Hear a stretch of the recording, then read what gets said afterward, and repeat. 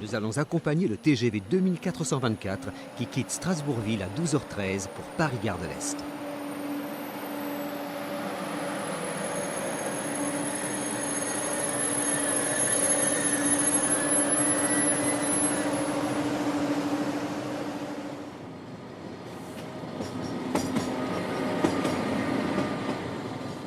La BB 25612 qui tracte ce TER a été mise en service en septembre 1974 et représente une série encore assez répandue sur ce type de train. Le TGV 2424 doit couvrir les 450 km entre Strasbourg et Paris en 2h21 avec un seul arrêt intermédiaire à Saverne. La première heure du trajet se déroulera sur l'ancienne ligne 1 du réseau de l'Est avant de pénétrer sur la ligne nouvelle à grande vitesse.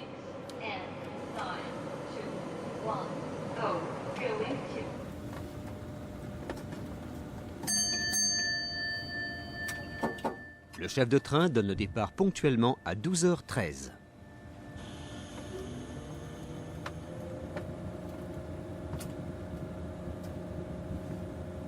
Notre train est assuré par la rame TGV Réseau numéro 511, une des 33 qui sont affectées aux relations avec l'Est de la France. Il s'agit d'un matériel bicourant équipé pour la signalisation TVM 430 et le système européen ERTMS, ce dernier n'étant pas utilisé aujourd'hui. Ces rames rénovées pour desservir la plus récente des lignes à grande vitesse sont également dotées du dispositif d'enregistrement des données nécessaires pour circuler au Luxembourg.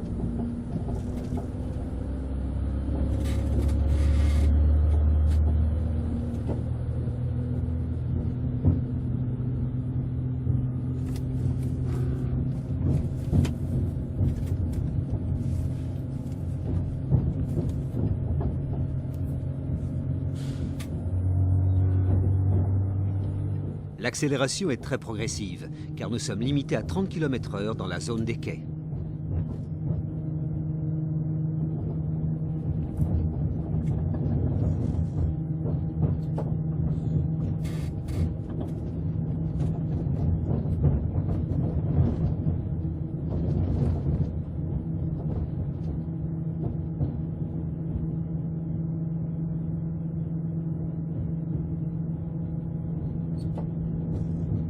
Pierre-Paul Aschenreiner de la résidence Traction TGV de Strasbourg, notre conducteur, peut maintenant accélérer jusqu'à 90 km/h. La ligne construite par la compagnie du chemin de fer de Paris à Strasbourg a été ouverte par étapes entre 1849 et 1852. Son électrification en 25 000 volts monophasés a été réalisée de 1956 à 1962.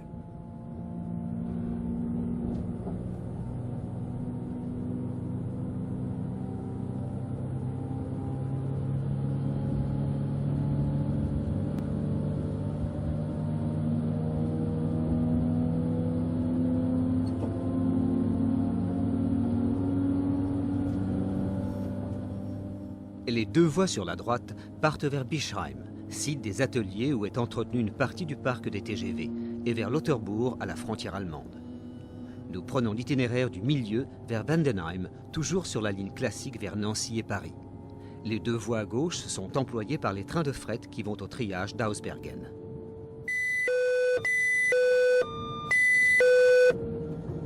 Pierre reçoit un appel du chef de train.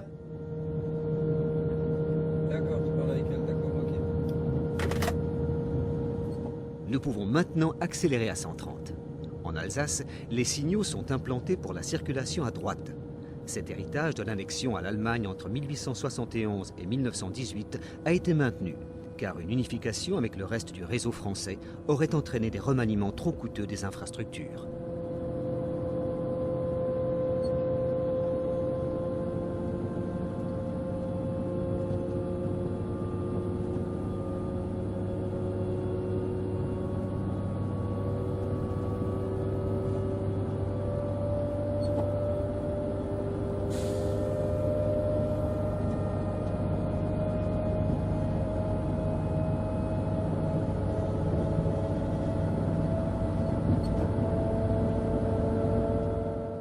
Ce signal impose de franchir l'aiguille à vitesse réduite. Puis, nous pouvons enfin accélérer jusqu'à 160, la limite sur cette artère classique. Sur notre gauche, ce train de voiture est tracté par une entreprise privée, Euro Cargo Rail, avec une CC Diesel classe 77 de fabrication canadienne. Ouais, d'accord, merci.